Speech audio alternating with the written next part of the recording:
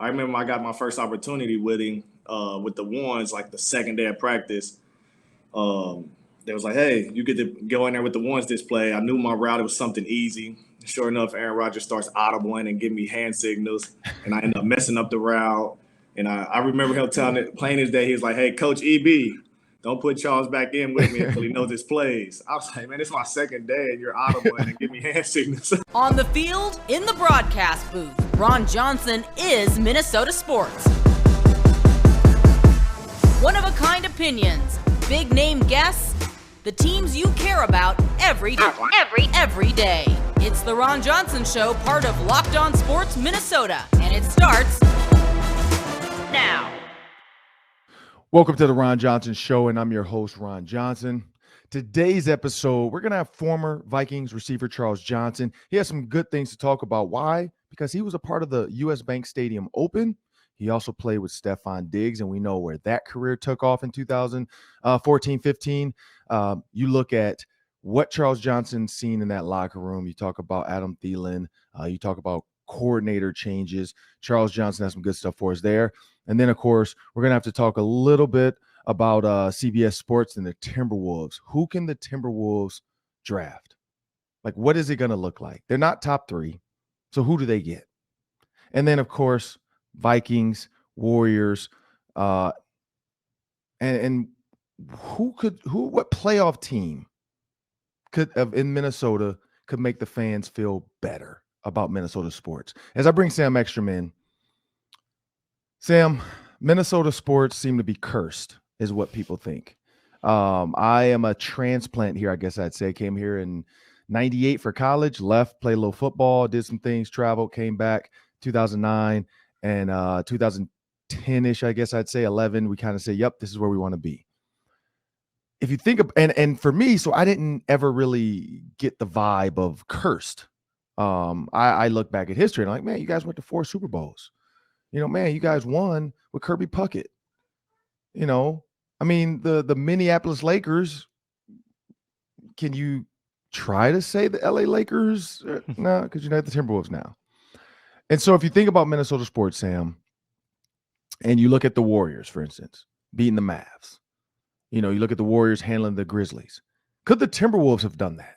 You look back to Kevin Garnett with the Lakers, never really got over the hump. Made it to deep into the playoffs, couldn't get over the hump. You look at the Vikings last couple of years, and we're not going to go back to the Super Bowls because I'm not going to pull Band-Aids off old wounds. But if you look at recently, beat the Saints twice. Turned around, laid an egg against the Eagles, turned right back around a couple years later, lost to the 49ers. And this is where I go with this. And then again, you look at, the Wild, the Blues have a chance to tie it up with the Avalanche, force them to a pivotal Game 7. And that's anybody's game at that point. It's one game, one team moves on. Whoever's skating better that night, whoever's being a little bit more aggressive, whoever's passing better, whoever's not turning the ball, or whoever's special teams are better, whoever's not ending up in the penalty box and at full strength the most can win that game. It only takes a referee to really screw it up too, to just start calling some crap. And that's what Minnesota fans think that happens to them all the time. Even if we made it against the Avalanche, we would have got killed, or I've heard people say that. Well, look at the Blues. They're right in there. And so when I dive back into the Vikings and I look at what Kevin O'Connell can possibly do, the Eagles, I don't know if anybody could do anything about that game. That was a blowout. I don't think Harry Potter could have done anything better in that game. There was just so much going on with the Eagles. So much, if you think about what they were going through at that time, what the city of Philadelphia had been through. You look at the players at that time and Nick Foles and that story. It was Cinderella. It was destiny for them to get to where they were. But then you look at the 49ers game and you wonder what was missing. And then, Sam, in my opinion, I feel like it was some offensive ingenuity. You look at what the 49ers did, the way they were able to move the ball. You see frustration from players. You see frustration from guys wanting the ball. And whether it's the play wasn't called, the play didn't seem right to Kirk Cousins, whatever it might be, you just saw the frustration.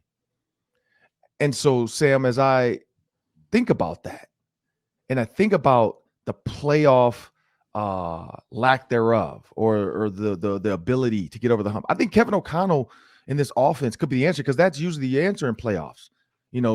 Defense slows teams down, but you look at the Bills and the Chiefs, that was offense. That was two offensive juggernauts going back and forth. You look at Tom Brady coming back on the Falcons, that was offense. Yes, his defense slowed Matt Ryan down, but his defense also let Matt Ryan get 28 points. And one of which was an interception. We know Tom Brady threw a pick six. But if you think about that, that's offense. And that's where I go with this. I think the Vikings, if they can get to the playoffs and this offense can be what we think it could be, look like a Rams-looking offense with a Rams feel from the sideline, I think the Vikings can overcome some of this Minnesota curse stuff.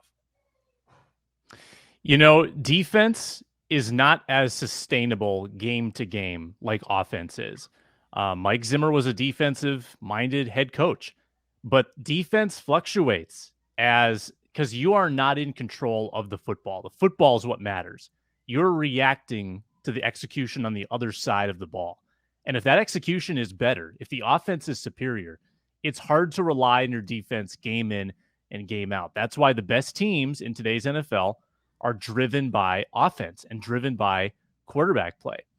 Now, I am of the persuasion that success in football is about 80% roster, 20% coach. I think you got to have the players. You can have Belichick on the current Texans roster. You might win one more game, but you're probably still going to go 5-12. So I think players matter. But that extra 20% in the playoffs, it can be a huge difference in the way those games are managed. And this Minnesota market is known for letdowns. Big win, crushing loss the next week. Or even in hockey or basketball. Big win, and then back to earth the next game. Very rarely do our local teams string anything together. We celebrate these one wins like they're the Super Bowl, when really the best franchises are used to getting there. They're used to going on runs. We'll get into the Warriors later, but the success they've had in the playoffs under Steve Kerr, it's astonishing. They're just used to it. We're not used to it here in Minnesota. So, I'd like to think that an offensive approach in those big games will maybe change things. But I also want to be guarded too, because we've seen a lot of new coaches come in this market with new cultures, and it hasn't worked out yet. So maybe O'Connell will be the curse breaker.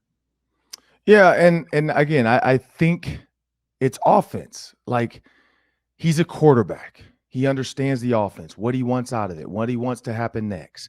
He's going to talk to his quarterback through tight times. When games were getting tight, and this is what I noticed, and when you watch the sideline for the Vikings, when games were tight, when moments were key, the people talking to Kirk Cousins was not the head coach. The people talking to Kirk Cousins was the staff, and mainly the offensive guys, and mainly the quarterback's coach, and maybe the coordinator if he's down there. But that was it. You didn't have this. Like, if you watch Brady, every coach, Josh McDaniels, Belichick, everybody's coming over to talk to Brady when he was with the Patriots. If you look at Pat Mahomes, you got Andy Reid going back there. You got Eric Bieniemy going back there. You got the receivers coach going back there. If you look at the Buccaneers, I've seen, and again, it's Tom Brady, so everybody wants to talk to Tom Brady, but you look at Byron Leftwich, then you look at Bruce Arians. Then you see Larry Foote come over, who's a linebackers coach. I don't know what, maybe asking a question about, hey, what's going to happen in this situation, or be ready for this. Like, you see so many guys on these like key teams when there's true cohesiveness within the organization. You see that. But when it's pieced together and it's kind of like, this is my defense, that's your offense, you go run it, it doesn't really work. You have to have that cohesive feeling. Like Belichick, he's a defensive-minded guy that runs the offense. And I think Kevin O'Connell, being an offensive-minded guy that's going to be hand-in-hand with Ed Donatel trying to figure this out, I think they have the recipe for success. It's just going to come down to Kirk Cousins' play, and we know that. Like, if he sucks, the Vikings aren't going to do anything. Like, if he doesn't have a good year and it's like, 3,500 yards, it's, 20 touchdowns, 18 interceptions, Jay Cutler-ish, it's not going to work. Like, if he can't figure out this offense, if he can't figure out how to check out of plays, because we've all been wanting that. Check out of plays. Don't run the play just because that's what's called. If something else was there. Look at this guy wide open. Why wasn't that? Look, Justin Jefferson's man-to-man in this situation. Why not check out him and just go to Justin like you have Randy Moss? Randy Moss, you say that. Like, if I notice I have man-to-man, I'm just putting my hand up. I'm out. Like, that's the things we want to see. That's the next progression that I think is going to get the Vikings over this hump. But only time will tell. And so that's what we got to wait for. Time. So, Sam Ekstrom, I want to thank you for that first segment, man. Good job. Now, coming up next, we have Vikings former wide receiver Charles Johnson. Stay tuned for that. If you enjoy the Ron Johnson Show, you enjoy our other daily Locked On show on Locked On Sports Minnesota. It's Superior Sports Talk with KARE 11 Sports Director Reggie Wilson and his co-host Luke Inman. Whether it's Twins, Vikings, Wild, Wolves, Reggie and Luke cover it all with all the breaking news and all the big opinions.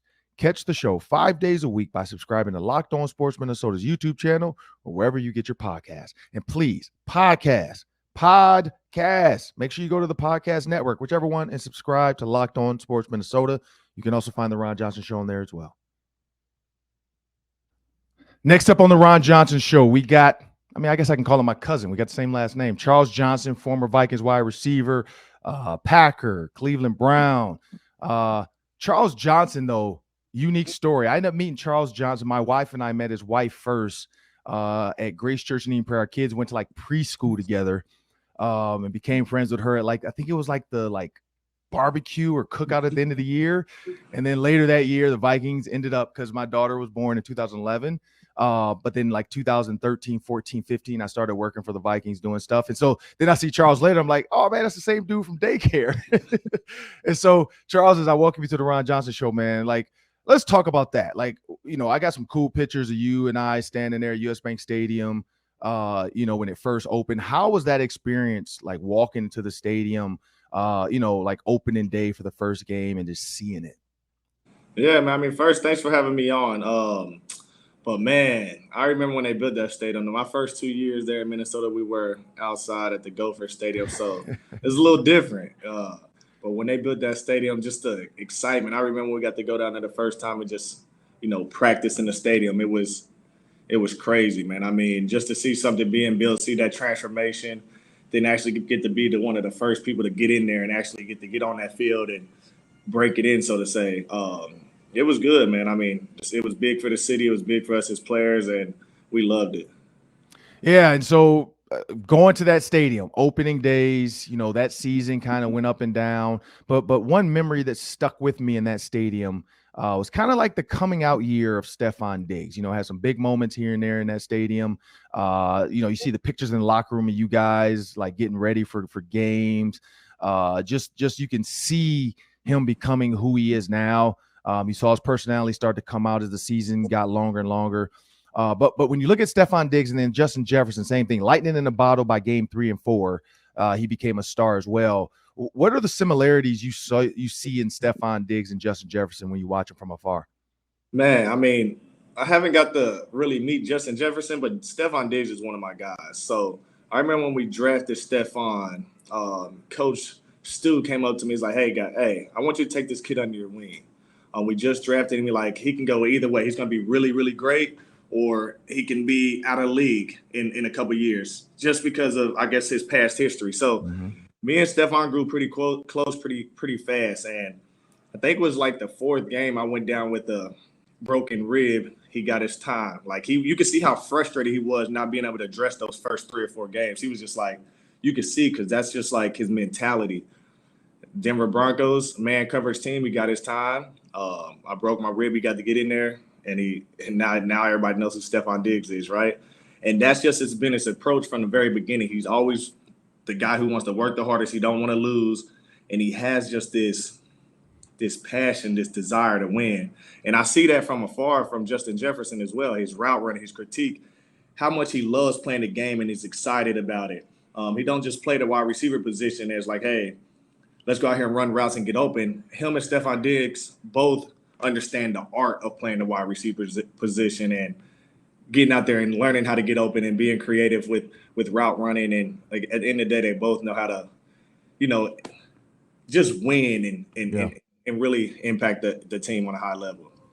Yeah, and this high level offense now that Justin Jefferson is going to be in. I mean, we saw the Rams, we saw Odell Beckham. We heard the stories. We seen Cooper Kupp. I mean, we know what Cooper Kupp does. Yeah. And so when you look at this Vikings offense and what they're going to be, because everybody has alluded to it, it's going to have a Rams look to it. Kevin O'Connell has said he's going to keep C.J. Ham and run a 2-back system still. C.J. Ham is going to play some H-back, lining up, motion into the tight end position. But when you think about that, 3 receivers, 2 backs, 4 receivers, 1 back, 2 receivers, 2 tight ends, 1 back, 1 tight end, 3 receivers. For the most part, it's always 3 to 4 wide with the Rams and Kevin O'Connell and the Vikings now, versus when you were there, it was kind of like, hey, we got to run the ball. We got to run the ball. Then we can pass. How exciting or how itchy would you have been to want to be in this offense? Man, it'd have been super exciting. I mean, as a receiver, you want to get the ball, right? You want to be in the passing offense. That's just what you want to do. As a really good game for a receiver is like 7 to 10 catches. That's really, really good game, right? Yep. So when you're in an offense that you're going to generate more opportunities, it's always exciting. Whereas I was there, I mean, we had Adrian Peterson, right? Yep.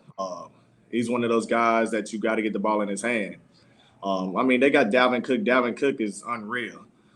They got a lot of talent there at the Minnesota Vikings. You got, like I said, Justin Jefferson. You got my guys, Thieves. They got some talented receivers. They got some talented skilled players and O-line, D-line. So I'm excited to see this offense, man. I mean, I really love what he did with the Rams, how he made that impact. But as a passing guy, as a receiver, I always say it, the offense goes as we go. And so looking at a bonus question, I got 2 bonus questions for you. First, in 2013, you went to the Packers, so you were able to play with Aaron Rodgers. What was that like? What was Aaron Rodgers like? Man, I remember, man, it was crazy. So, we do our first 2 days as rookie mini camp, and then the vets finally come in on that next following week. And I remember when he walked into the indoor facility, and one of the first things he says, he's walking over to us rookie stretch, and he's like, hey, where's that Charles Johnson kid everybody is talking about? And I just remember being like just shot like a little baby. I raised my hand. And he was really that guy, man. I've never seen a guy as committed as him to the craft. Every other system I've been in, the offensive coordinator ran the team meetings, the offensive meeting. Aaron Rodgers ran the offensive meetings. He was the guy getting up there, doing the installs, talking about it, calling guys out of the crowd to come up there and write stuff on the board or do hand signals. That's how he challenged us as rookies. And he wanted perfection. He wanted things done right. But he was also he had a certain type of swag. It's hard to explain, but I remember I got my first opportunity with him with the ones, the second day of practice. They was like, hey, you get to go in there with the ones display. I knew my route, it was something easy. Sure enough, Aaron Rodgers starts audibling and giving me hand signals, and I end up messing up the route. And I remember him telling it plain as day. He was like, hey, Coach EB, don't put Charles back in with me until he knows his plays. I was like, man, it's my second day, and you're audibling and give me hand signals. But that's how he was. He'd call us up in the middle of meetings, hey, get up here, Rooks, do all the hand signals. But he was committed to being great, and it's unreal to watch him just throw the ball in practice. It was crazy. Day 2 on the job. Yeah, day 2 he got me good. So last one. Kirk Cousins gets a lot of flack, but Kirk Cousins does throw for over 4,000 yards, but of course people want to say garbage time sometimes, but whatever you want to call it. What does Kirk Cousins have to do in order to be considered like an Aaron Rodgers or get Aaron Rodgers like respect? Because he probably only has about 3 or 4 years left, maybe, because he might go past that, but 3 or 4 good years left in his career. What does Kirk Cousins need to do to overcome some of those, talkers that want to say Kirk Cousins can't get it done? Yeah, I mean, I love Kirk Cousins as a quarterback. His biggest thing that all the critics say is that he can't win in crunch time and big time situations. But I met Kirk back when I was in college. So when I was at Grand Valley State, every summer we would go to Michigan State, or they'd come to us and we'd do 7-on-7, Michigan State versus Grand Valley State. So that's when I first met Kirk my junior year. And I remember 7-on-7, it was unreal. You couldn't stop him from throwing the ball. He made every pass. He done it right. And he has the natural arm talent. He has the mindset to be a really great quarterback.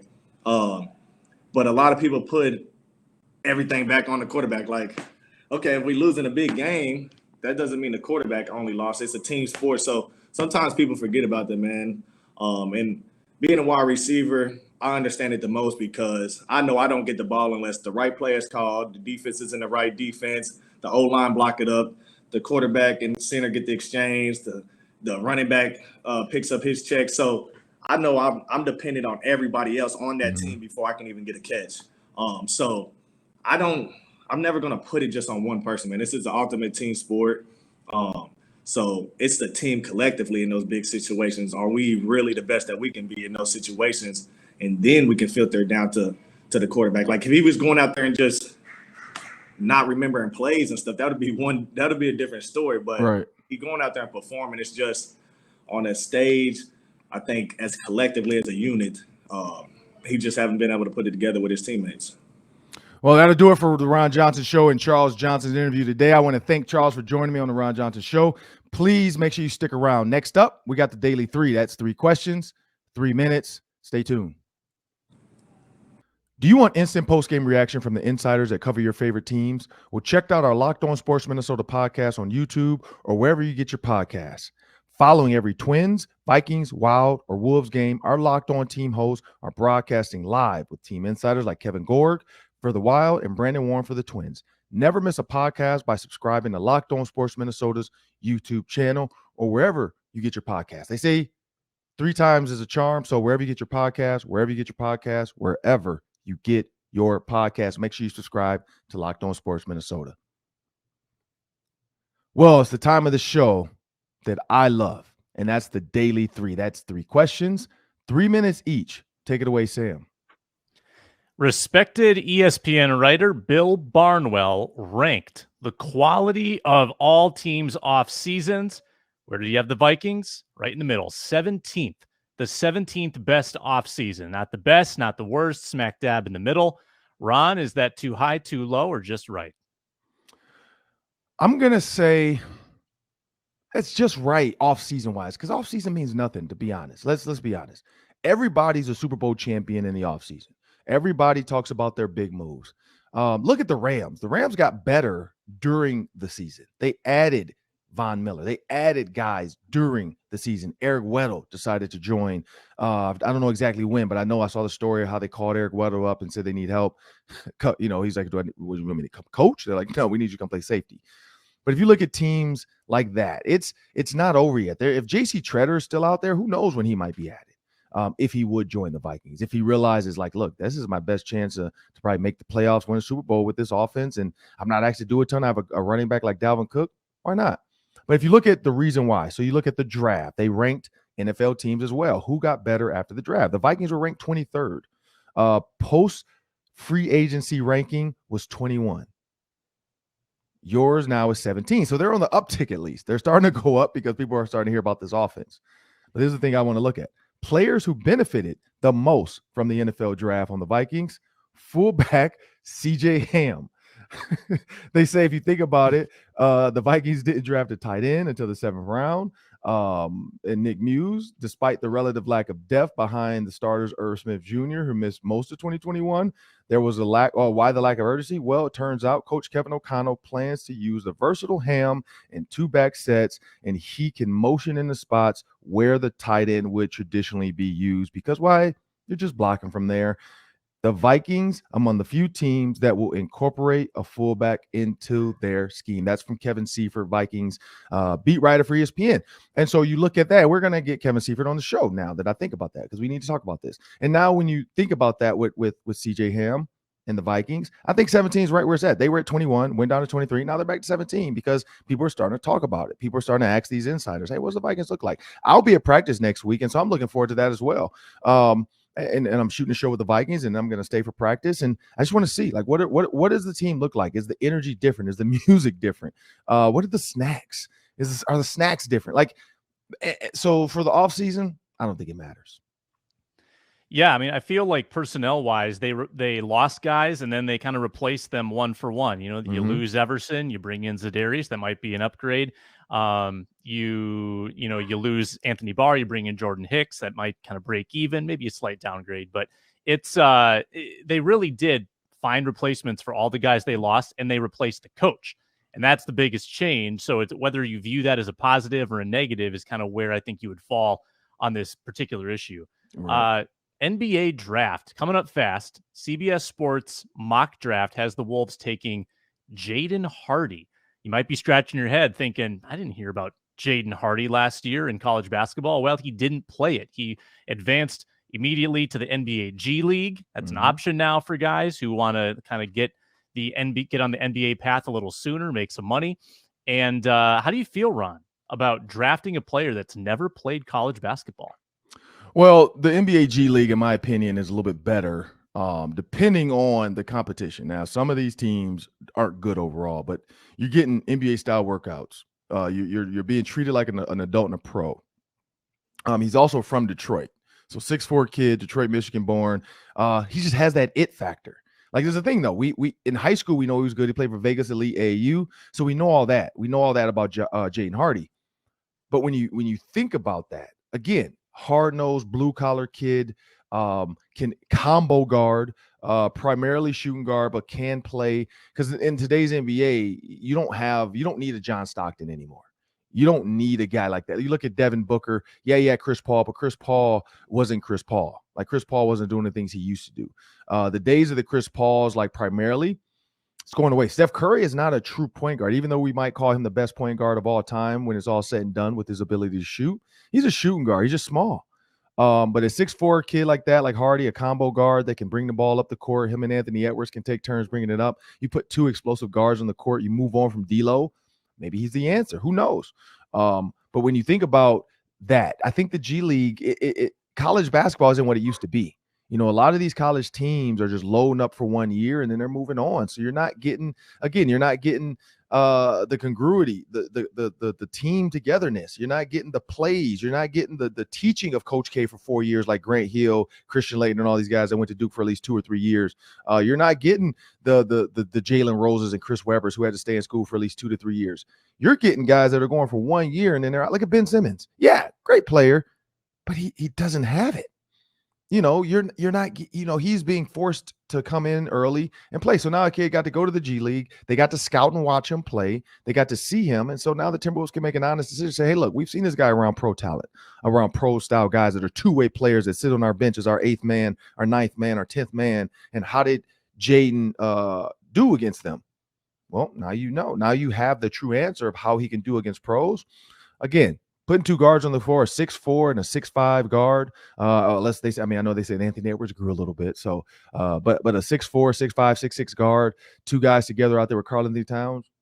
Hey, I don't see anything wrong with it. Why not? You know, people question the Anthony Edwards draft and look where he's at. So, hey, if that's who they think will fall to the Wolves because of the whole, like, they may not, you know, offer D'Lo money to come back, and they think they can get that out of this kid, knowing that Anthony Edwards is the guy in karl-anthony Towns, I'm with it.